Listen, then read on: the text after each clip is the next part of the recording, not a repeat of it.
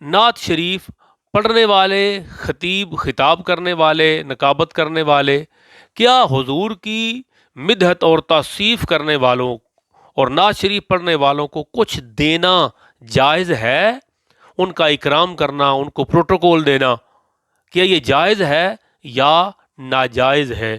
تو آئیے اس پہلے سوال کا جواب احادیث کی روشنی میں عرض کرتا ہوں کہ نعت خوانوں کی خدمت کرنا، نعت خوانوں کا، خطباء کا، دین بیان کرنے والوں کا اکرام کرنا اور انہیں انعام دینا کیسا ہے؟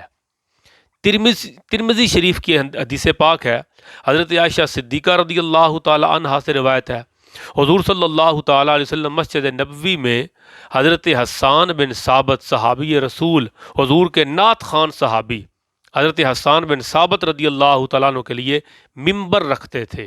امی فرماتی ہیں حضور مسجد نبوی میں حسان کے لیے ممبر رکھتے جس پہ کھڑے ہو کے وہ حضور پاک کی طرف سے فخر کرتے یا دفاع کرتے، یعنی مشرکین کے مقابلے میں حضور پاک کی توصیف کرتے اور حضور پاک کی عظمت اور شان بیان کرتے، کافروں پر فخر کرتے، حضور کی شان کا دفاع کرتے۔ حضور صلی اللہ تعالی علیہ وآلہ وسلم فرماتے، بے شک اللہ تعالیٰ روح القدس کے ذریعے حسان کی مدد فرماتا رہے گا۔ یہ ترمذی شریف کی حدیث پاک۔ میرے آقا علیہ السلام حسان بن ثابت کے لیے ممبر رکھتے، اس پہ یہ ثناخان رسول صحابی کھڑے ہوتے اور حضور کی توصیف کرتے، مدحت کرتے، تعریف کرتے۔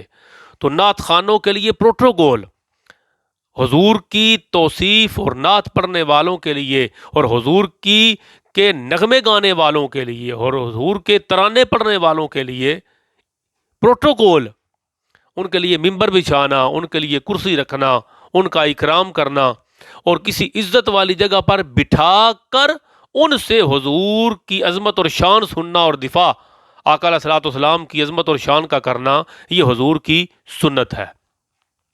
دوسری حدیث پاک، یہ امام طبری اور امام ابن کثیر اس کو لائے، امام سیوطی بھی لائے۔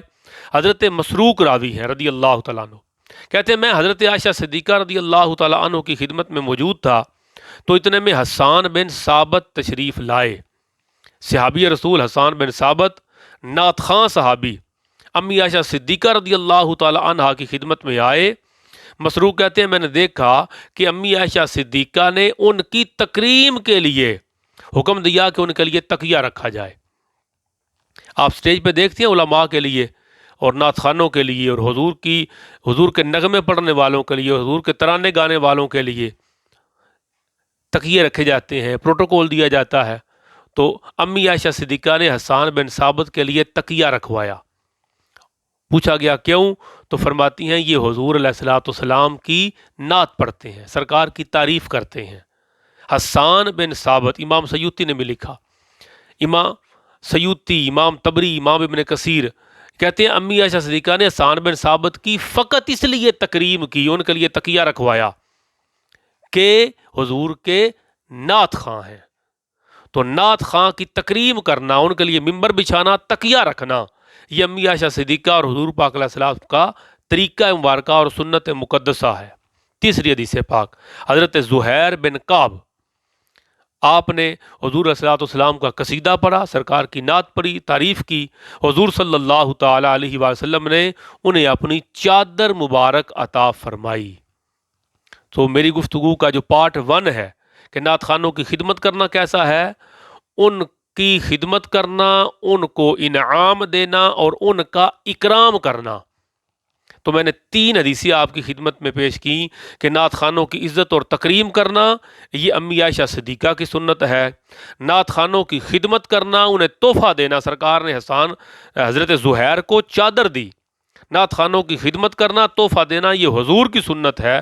اور نعت خوان نعت پڑھے، اللہ کے فرشتے اس کی مدد اور تائید کرتے ہیں۔